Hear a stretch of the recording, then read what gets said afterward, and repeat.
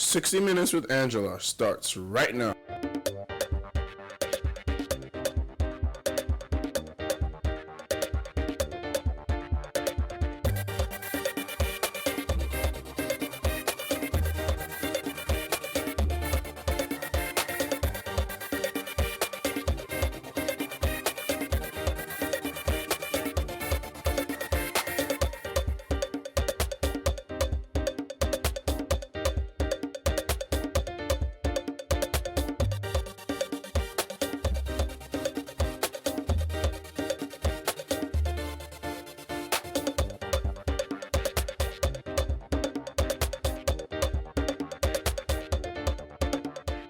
Okay, so unless Nigeria's Supreme Court decides otherwise, this man, Senator Bola Ahmed Tinubu, will be sworn in as Nigeria's next president on the 29th day of May 2023. His confident, well, what some people call arrogant journey to Nigeria's presidential villa will go down in history for its sheer audacity in breaking away from established norms as we know it in presidential elections here in Nigeria. First, he didn't debate, he didn't grant many interviews, and if he did at all, they weren't even situated in Nigeria. He ditched all pretenses of religious correctness, and the Financial Times UK's editorial calls his victory the weakest since Nigeria started conducting presidential elections in 1999. How did Bola Tinubu win that presidential election? Well, joining me to examine all the permutations surrounding the 2023 presidential elections here in Nigeria is the Secretary of the Lagos State Campaign Council. He is a certified election manager, in fact, a fellow of America's Chartered Institute of Election Management. He was the Director General of every campaign council that has produced the governor of Lagos State since 2003. FOUAD Okii joins me on the program today.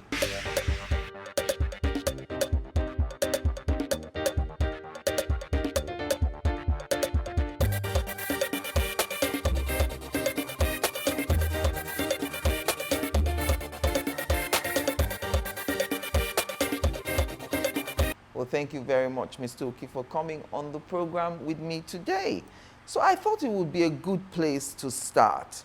You know, you being a fellow of the American Chartered Institute of Elections and being the secretary also of the Lagos State Campaign Council. How did the APC lose the presidential election in Lagos State? Was it a shock to you all in the party? I think for the party it was a shock, you know, against all odds that we would lose in a state like Lagos for obvious reasons in terms of our consistencies in the last 7 election cycles, because it is the home base of the president-elect. So build up to the election, you know, was like, oh, Lagos is a done deal. But for me, as a professional manager, I look at the figures, I count the numbers, I see if they are adding up. And the numbers were not looking good because of some factors. The religion connotations which was brought, unfortunately, you know, into the campaign, the issue of ethnicity, and of course the demographic dynamics, talking about our so-called millennials, the Gen Zs, who are pragmatic in their approach and believe about the way the election should go. So essentially, I have seen that the election was going to be determined by and large by these factors. So the election was not about the APC, it was not about Senator Bola Ahmed Tinubu per se, it was about religion, it was about ethnicity, and unfortunately It was about the future of our youth. They do not seem to understand the fact that elections will never ever be won on social sentiment such as your Instagrams, your Twitters. They add to nothing. Even going into the future, you don't think in the near future all that will change? Not in the next foreseeable election cycles. No. Did the 1 week extension help the APC in Lagos State? I'm asking you that because I'm wondering if it was a strategy of the APC, for instance, to ensure that people who did not look Yoruba were not allowed to vote. No, you see, it's rather unfortunate that in this part of the world we are still yet to understand that electioneering, campaigning demands a lot of work, hard work. Election is not mathematics, it's arithmetic. What's the difference between mathematics and arithmetic? Arithmetic essentially it's about figures, addition and subtraction. Mathematics it's a science. You need to understand this. You are not looking for X or Y, or your Y, if it's raised to X, Y power will give you this. No. In election, it's about 1, 2, 3. You add, you subtract. You don't even multiply. You don't divide. And unless you understand it, unless you know how to look at the figures, you may not be able to do the addition or the subtraction. You must understand that there are several dynamics, demography, cultural setting. And when you are looking at those things, you begin to juxtapose, Yes. Compartmentalize issues appropriately to where they should be. Okay, so in compartmentalizing those issues, why did you lose the presidential election and why did you win the governorship election? Fantastic question. I alluded to a fact just a few minutes ago about certain factors that determined the presidential election. Those factors are what I call the religious factor, which is the MMT. There are members of our parties who did not vote for the party at the presidential election because of their religious belief. The Muslim ticket. Yeah, the MMT. Yes. The MMT played a role in the outcome of that election.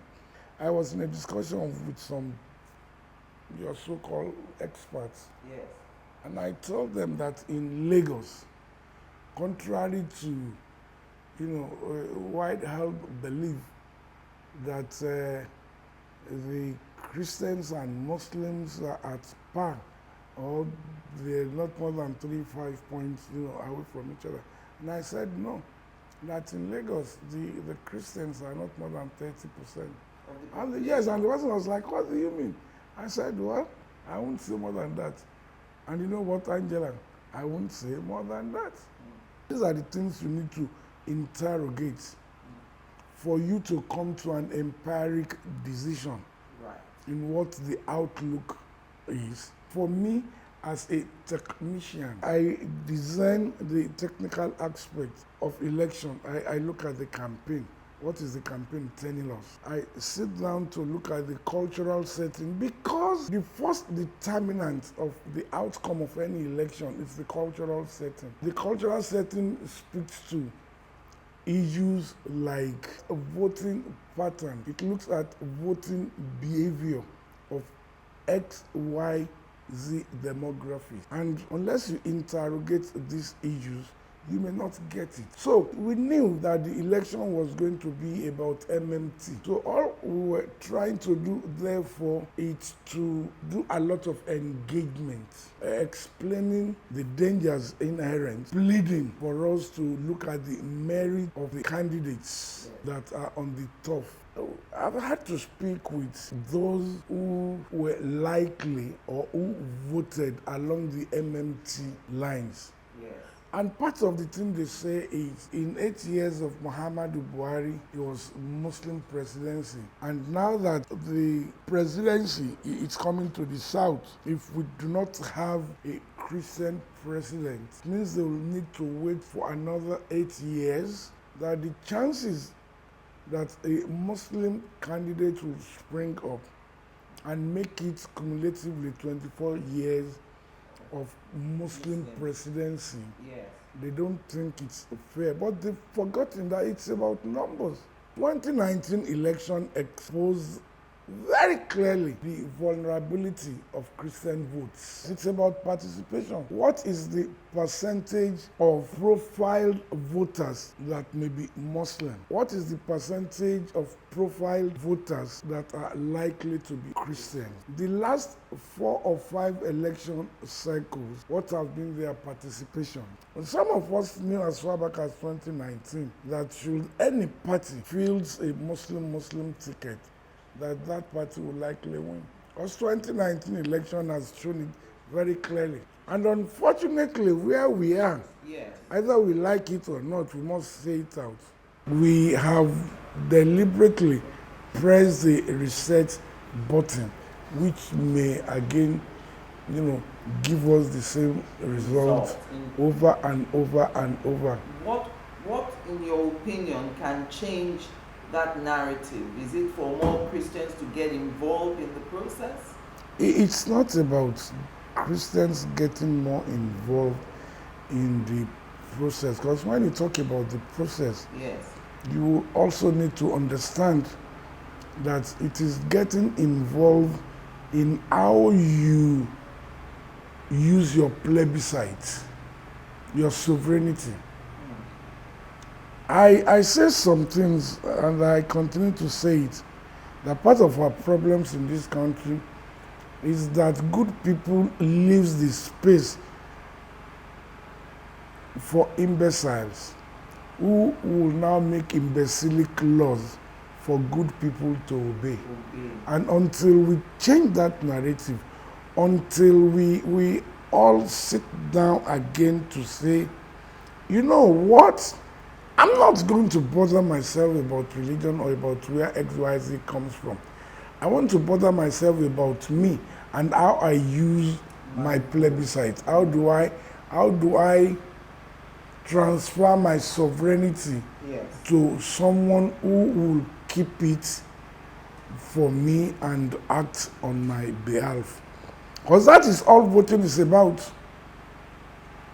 When you go out to cast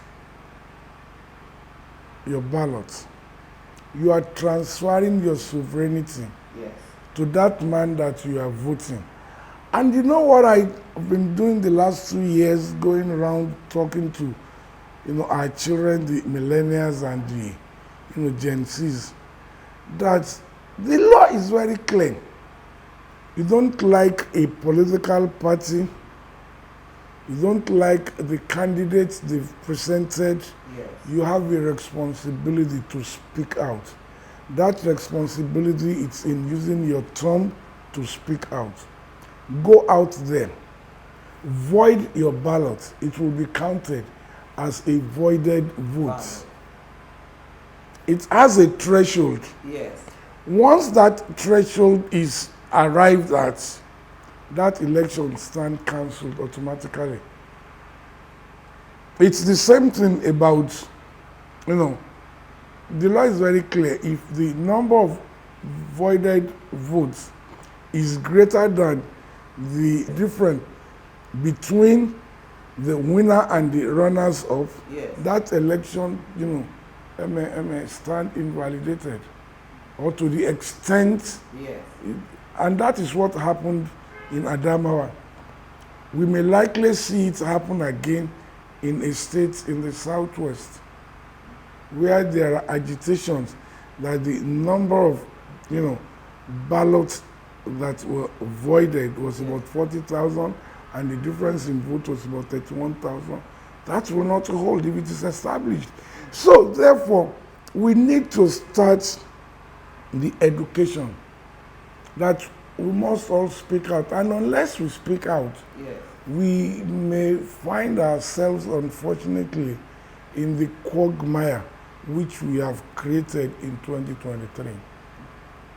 Do you think the tribunal will change anything about that result? In your mind, is it a fait accompli? Which result? Is it the presidential election? No, it is a fait accompli. You see, when we go to court, it is not so much about the legality of the issue. It's also about fact, and it's also about the society. Okay, in other words, even if we've seen this happen at the governorship level, certificate of return is withdrawn from the governor-elect and given to somebody else, you do not anticipate that it will ever happen at the presidential I will level? not use the word ever, yes, but I don't think it will happen this time around. And part of my understanding and my take is one of the appellants says, I'm not challenging the outcome, rather I'm challenging the process. Smart. Yes. He says the commission should be transparent enough. That's why I said smart. Yes, smart. And all it's saying is, in my opinion, I don't think that we have put something over nothing. Hence, it's challenge of the process. So the moment that process meets the threshold as envisaged by the Electoral Act 2022 as well as the guidelines and regulation of INEC, then he is satisfied. Okay, so what then would be the aim if you are challenging the process? No, if your challenge does not meet up the minimum standard expected, then the case stands thrown out. So at best, what we're expecting from these challenges, these petitions, is not a change of the president-elect.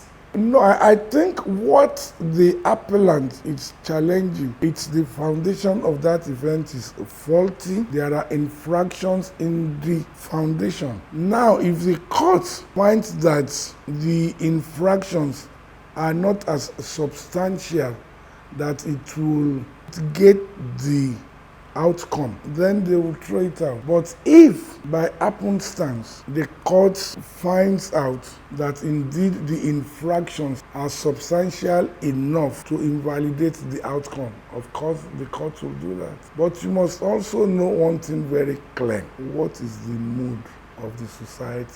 Do you want to wake a sleeping dog? We'll take our first break now. When we come back, you'll explain further what waking a sleeping dog means. So join us again after the break.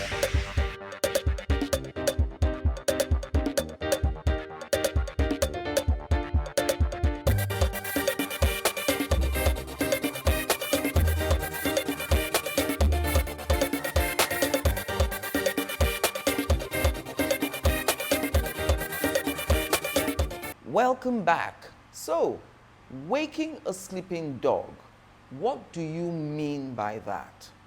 The good thing about Nigeria and Nigerians, unlike the Arabs, you recall a couple of years ago, close to a decade ago, there was this event called the Arab Spring. Yes. The average Arab person would be willing to lay his life down for the better of nation. But the Nigerian behaves like what this reggae artist sang years ago, that everyone wants to make heaven, no one wants to die. Yes. The average Nigerian has this attitude that you know those that are called the Creoles, you know the Creoles, Yes. the Sierra Leoneans, you know, there's a particular statement that I always allude to. When issues like this happen, the average Saruman will say, "Left for beer." Now God the key that let's bear whatever that comes our way, that it is the Almighty, you know, who owns all the power, that gives power to whom it pleases. Yes. So after the election, you hear noise here and there, blah blah blah blah blah blah, and by the day you see it receding. Dies down. You see it receding. That's the Nigerianness in us, which is the Creole, you know, attitude that left for beer. So now, it will continue to be so until May 29 and after. And the court is also not that stupid not to recognize some of these things. So talking about, oh, it's about law, it's about this, it is also about the society. Hence, for me, the dog is sleeping, not just lying. Do you want to wake the dog? Losers should go back to the drawing board. There's a popular Yoruba saying that when a child falls, he looks straight to see where he's heading. He doesn't look at what fell in. When an elderly falls, you will look back to see what actually fell in. And we need to apply that to our ways and means as a people. Rather than rushing to court thinking that it is court. You know what happens in other climes? You go back to the drawing board. You do a review of the process and the events. Learn from it and start working towards the next round of battle. But because in this part of the world, we hardly prepare. If we do, we hardly plan. When we plan, we don't plan sufficiently. We don't have plan A, B, and C. No, we don't even plan sufficiently. And what do I mean by not planning sufficiently? You must understand very clearly, government is the biggest business in any country, either at national, subnational, or at municipal level. Government catalyzes all that is that community: commerce, culture, tradition, because this is what speaks to the so-called economy. Therefore, the event that will lead you to wanting to take over government or to taking over government must be seen as big business, where you assemble people who have expertise in the various departments. The various departments that will help you to win an election. Yes, that's planning. Those who have understanding of what is campaigning. Was it a plan to deprive non-Yorubas from voting in Lagos State? As a professional, I wouldn't speak to that. I speak to facts. But that was a fact. No. We saw videos of No, listen. And the same thing I am talking about, and we need to be careful. You are talking about emotion. It's about emotion. It's not fact. That someone was prevented from voting is not The fact. same way, let me tell you, the same way someone will also come out to say that in my area, because it is a gated estate, Yes. that it's occupied by people of XYZ extractions, were also not allowed to vote. VGC, it happened. But for me, as a technician as well as a social scientist, Yes. I speak to facts. You know what I do each time I have this assignment? I turn the voters register into my catechism that I must look at 2-3 times every day. Because in going through it, it will speak back to me. Look at this name. Angela, by that name, will be what in America we call a yummy, upward mobile person. Yes. So therefore, our voting behavior is likely to be this. By that name, she will be educated at least to the basic level. It means I need to design my communication with her this way, because this is what our voting behavior will likely be. And because I have not seen Angela, yes, just looking at the paper. Name, yes. Yes, so I'll now need to interrogate what our voting behavior would likely be. Then, if this will be the voting behavior of Angela, what will the voting pattern of Priscilla be? Angela, Priscilla, Julia, Julian, Juliet. It's different from Sikira. Yes. It's different from Chinyere. Yes. It's different from Amina. It's election strategic planning. You must first identify your votes, not the voter. So when you talk about the statement which you're trying to allude to, Yes. you'll be talking about the voter. I'm not talking about the voter. I'm talking about the vote. I'm interrogating the register. The register will tell me where that vote is coming from, where that vote will likely go. That's the way to go. I want to talk to you about the president-elect now, because even you have disagreed with him. You've had cause to disagree Several with him times. in the past. Several times.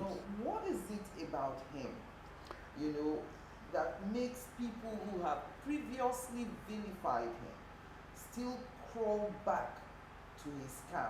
Well, in my case, maybe I should correct that. Yes. I've never vilified him. No. Disagreed. Yes, and our disagreements are always born out of wanting to do the best thing for our people. It's never been personal. It's about process. It's about principle. What did you think about all the alleged baggage that he was said to be carrying? He was what? Said to be carrying. Yes. So these at best are allegations, not even accusation. If you said they are said to be carried, Yes. it means they are allegations, right? Yes. Again, I said earlier that I speak to facts. I've been asked this question so severally, Yes. and this has always been my answer. I am in my 60s. The man is in his 70s because he's clocked 70. I cannot say so much about him like if he is a 50-something or 40-something. So I can only speak about what I heard. That's not likely for me to know some of the allegations. About his To origin, be in a instance. position to say, oh yes, it is so. No. But I can speak to that fact if he is a 50-something-year-old or 40-something-year-old. However, the man comes from a family that is saying, he is one of us. He is our own.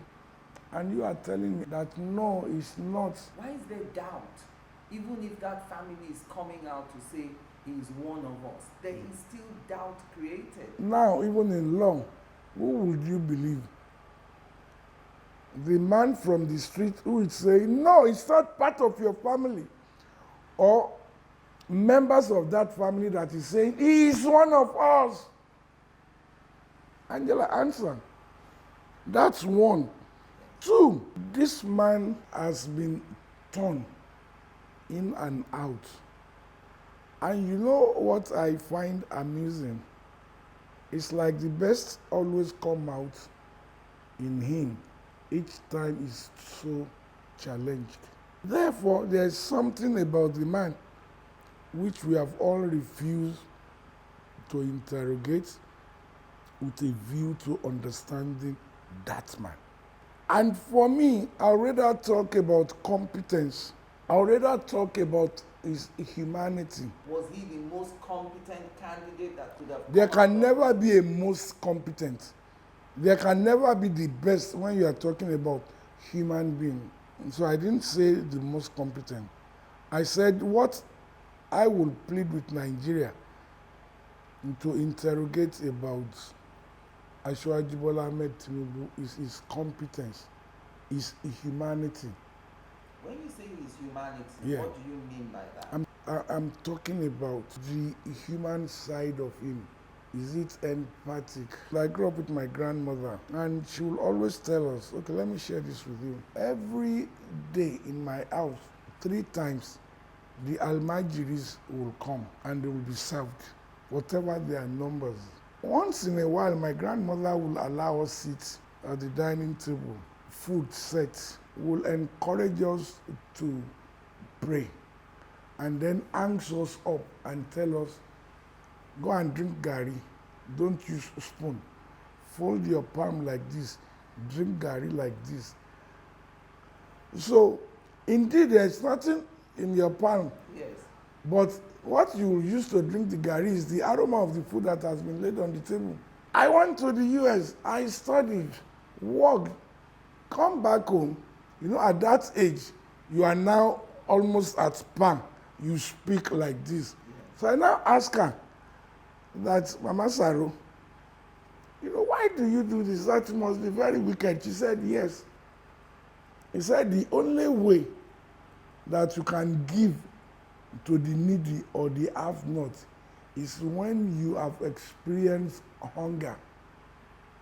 He said, if you never experienced hunger, you will not know how it feels and then share with those who need.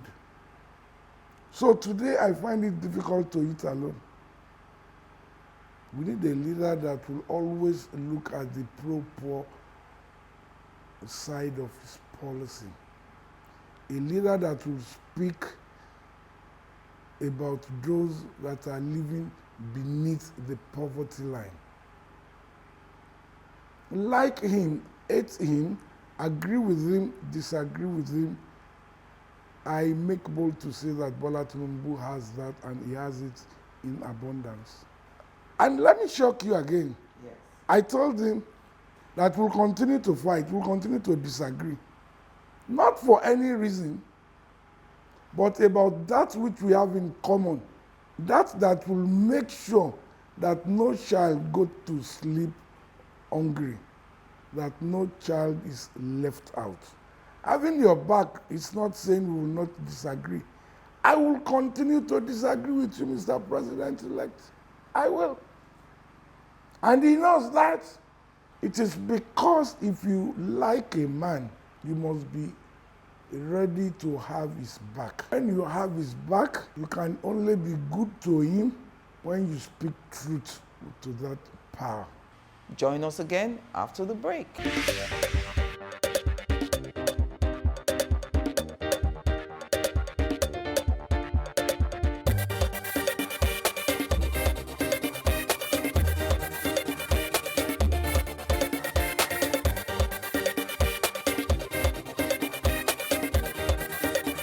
And welcome back. So, what value should we then put on this win of Asiwaju? 8.7 million votes.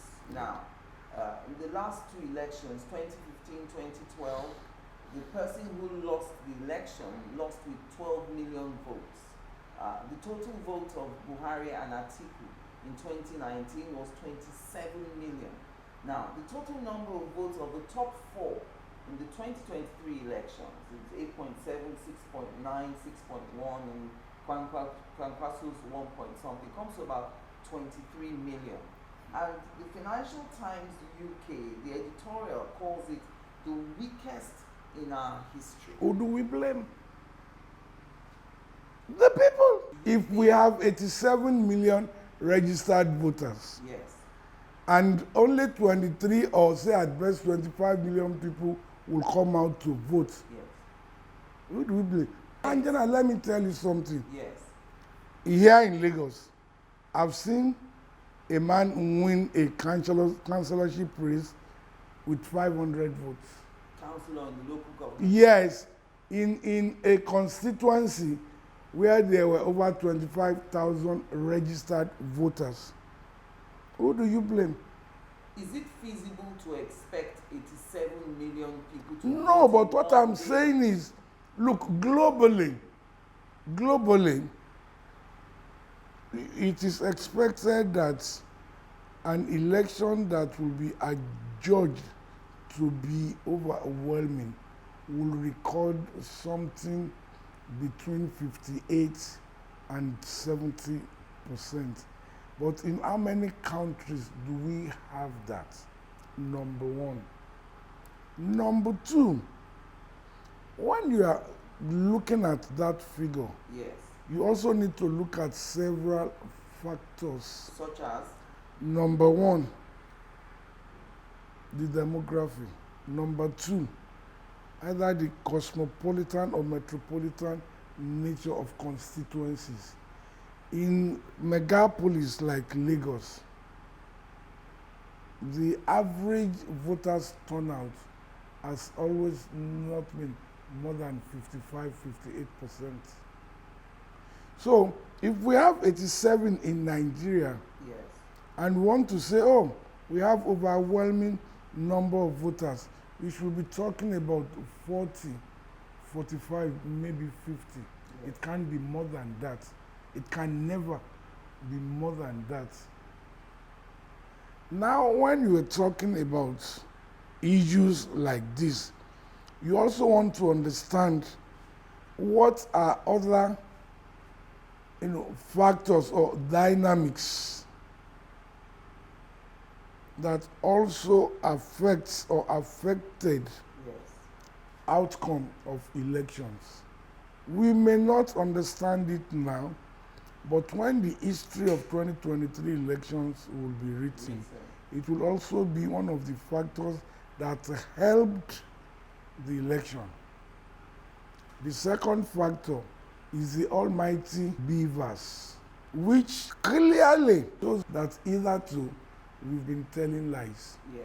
Now votes count. Yes, a lot of people don't want to hear this, but when you look at people who went to court, the tribunal, you will also see that overwhelmingly they were not attacking beavers. This time around they're attacking the IREM. Okay, so I agree with you. Do we then take that to mean that all along ACN, AD never won in Lagos? All along, parties have always win election. Not just Lagos, but one thing is very clear. Yes. That hitherto, and I say this with all air of responsibility, in Lagos, go and interrogate the last 6 election cycles. You will see some things at 3 election cycles: 2003, 2007, 2011, where the party was able to galvanize its traditional voters, where the issue of engagement was at its best, where no all specialists were not involved. When you look at all of this, you will begin to see clearly what the numbers are. In 1960, do you know that John F. Kennedy did not win the election? Rather, it was Richard Nixon. But then, the almighty Chicago machine, led by the great Jim Darling. Too weak. Outcome of that election in the almighty US. What am I trying to say? Therefore, that there will never, ever be a free and fair election anywhere. In the world. Anywhere. Credibility, it's different. They all look similar, Yes. but they are quite different. Can we have credible election? Yes. Can we ever have a free and fair election? Nowhere in the world. Not even in the so-called egalitarian societies. So what's then is the difference? Yes. The difference is that thin line between meeting the basic standard, which we call substantial compliance. Eh? Yes. Okay. And not meeting it. That's the credibility and the credible demand. But that it will forever be free? No. It will be forever fair? No. And you know why that is so? Why? Because a lot of us also do not know the true meaning or definition of democracy. The language specialists who dwell in words, Yes. the learned members of the inner sanctuary, Yes. have forgot that democracy is a marriage. The demos and the crucious, the haves and the have-nots. And that's why in an ideal democratic setting, you will always have two chambers of parliament. Yes. The House of Lords, that's the House of Haves. The elite. Then the commoners, the House of Representatives. It's essentially and basically the House of the have-nots. And the true doctrine of democracy, it's about that marriage between the haves and have-nots, where the haves will allow the higher number to have its say, but the lower number to have its way. That's the true definition of democracy. 360 is the number we have in the House of Representatives, Yes. right? Yes. What do we have in the Senate? 109. 109. But whose voice is heard most of the Whose times? voice is strongest? I don't know whether it's strong. Eh? The 109. So why is it so? So forever and ever, if we have democracy, we must not deceive ourselves. The haves will allow the have-nots to do all the shouting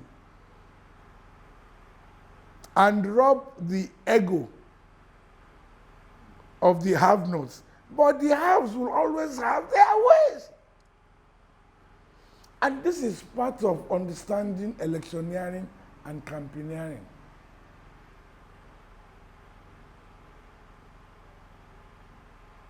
How do you design the process and event in such a way that the have-not will take control of the exercise, but yet their voice will be weak?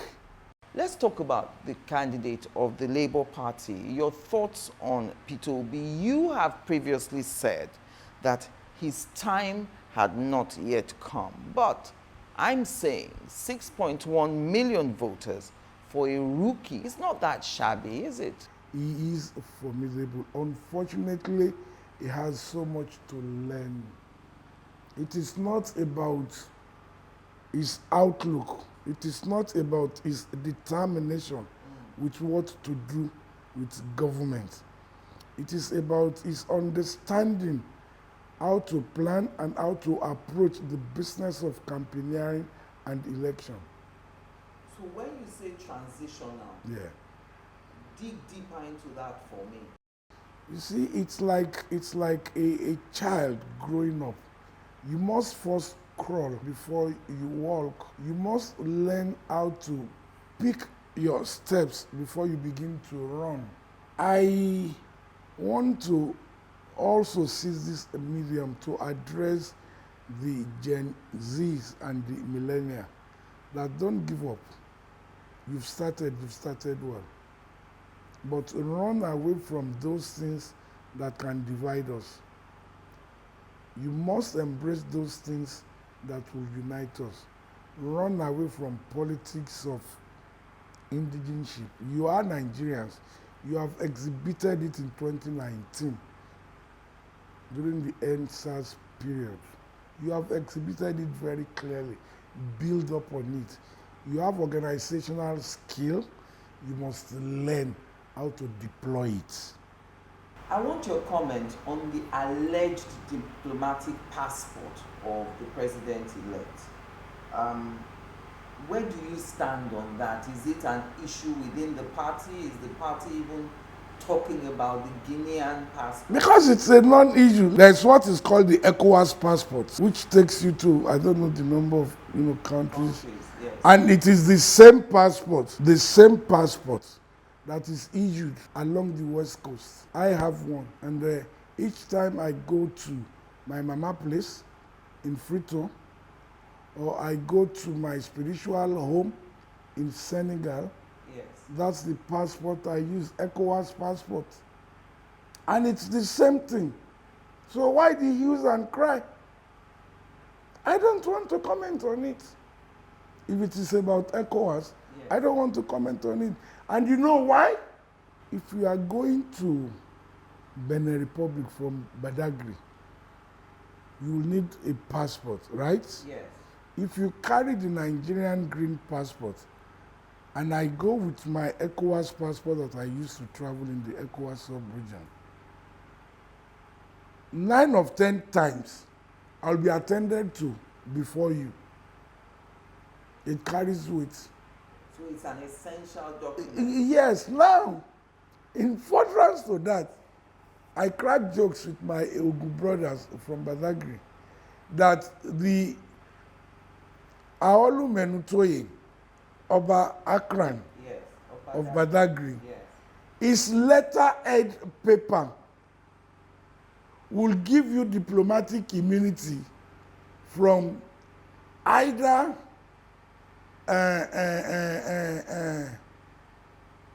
Owode Bola or Seme Bola up to Aflao in Togo. And you know why? The Ogu people comes from Wida. Wida is a small town between Benin Republic, end of Cotonou, yes, and Lomé in Togo. So the average Ogu man is a Nigerian, is a Beninese, and is also a Togolese. Now there is a Mano River agreement between Liberia, Freetown, Sierra Leone, and Guinea Republic. Now, the ECOWAS passports gives citizens of those 3 countries, apart from being ECOWAS, citizens, an added advantage. So what are we talking about? Now, for me, because I was born before Nigerian independence, yes, maybe you don't know, Angela, I am also a British citizen. You may want to interrogate that. Those that were born up till 30th of September 1960, before the 1st of October 1960, are bona fide British citizens. Are you aware? So what's the use and cry? Let's talk about projected appointments before you go. Chief of Staff, Secretary to the Government of the Federation. Who would you like to see? And what about you? Is it time for you to get paid? After all, you've been instrumental. Pay how? In Naira? The emergence of the governor in Lagos State since 2003. I've been able to express myself through what I know. I thank God that I've been able to lead team of volunteers who have contributed their quota, and together we've made differences. It is not about me. It's a teamwork. It's a collective. So who would you like to see as chief of staff? Nobody except that person that is chosen by the chief executive. And I'll tell you why. It is unfortunate where we have found ourselves, where on the social media or at beer parlors, we've started to want to decide who should do what. It is unfortunate. It is rather unfortunate. I am praying, and I want to beseech Nigerians also to pray to God for this President Bola Ahmed Tinubu, to be discernible enough in choosing people who will man the most strategic offices of his administration. And what are these strategic offices? Secretary to the Government of the Federation, SGF. Chief of Staff to the President. You see, they are different though. Yes.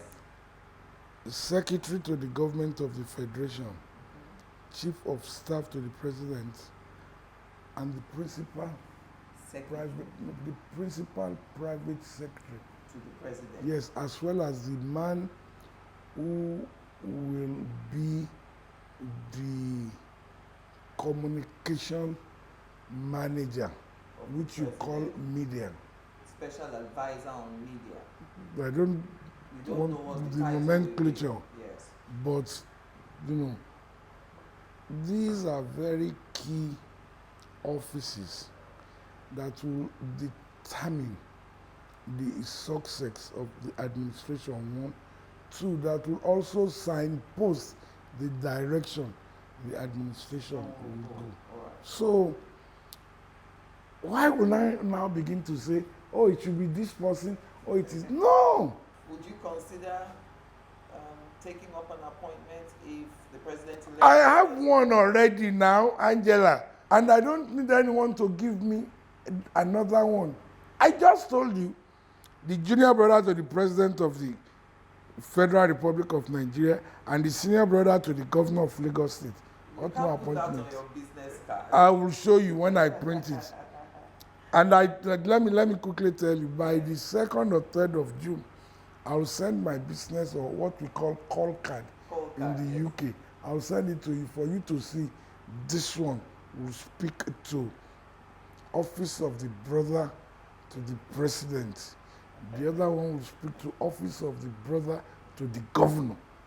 For us, our preoccupation should be what we know how to do, keeping an ear to the ground, and then, interfacing with our government, on what and what and what and what. And I think it's more than enough for me to do. Thank you very much, Mr. Oki, for spending an hour with me, your busy schedule. Thank you very much, Angela, for having me. It's been pleasurable. Thank you very much, sir. My pleasure. And thank you for watching. I'm Angela Ajetunmobi.